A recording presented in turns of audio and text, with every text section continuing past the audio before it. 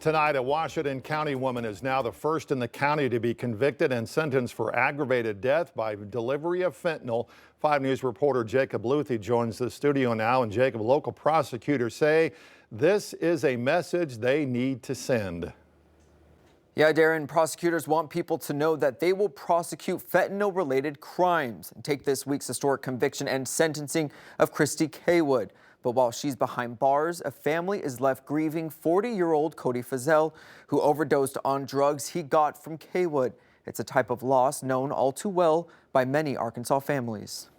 Basically, they're giving you a gun and saying, put it in your mouth and blow your head off. Jenny Neville says she joined the Hope Movement Coalition advocacy group after losing her son, Clay Baker, to drug overdose 10 years ago. Our main goal is to support families. The stigma on overdose and fentanyl deaths really can cause somebody to go into their grief. She says statutes allowing prosecutors to charge individuals in connection with overdose deaths is helpful in curbing this issue. The more that they can get to the people that are dealing these poisons, the more the word will get out, and it's like, you know, Arkansas is not the place. Governor Sarah Huckabee Sanders signed into law a bill in 2023 that made aggravated death by delivery a felony in the state of Arkansas. Prior to these statutes existing, trying to make a set of facts fit another statute to see if it even does fit another statute, it was difficult. You convey or deliver one of these substances to someone and you cause their death with it. That's very clear cut, and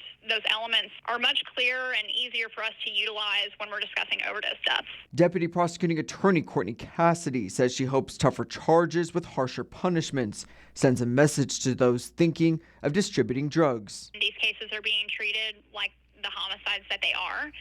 They're being investigated like the homicides that they are, and no matter how many agencies that requires, I think everyone is of the same mindset that they're willing to put forth their best effort, put forth their best investigative techniques to determine who provided those drugs to the individual who died and to hold them responsible for it. Neville says her goal now is to continue educating people about the persistent dangers of fentanyl. We have to wake people up. We have to say, look, this is poison. This is nothing more than someone, you know, playing Russian roulette with your family member's life.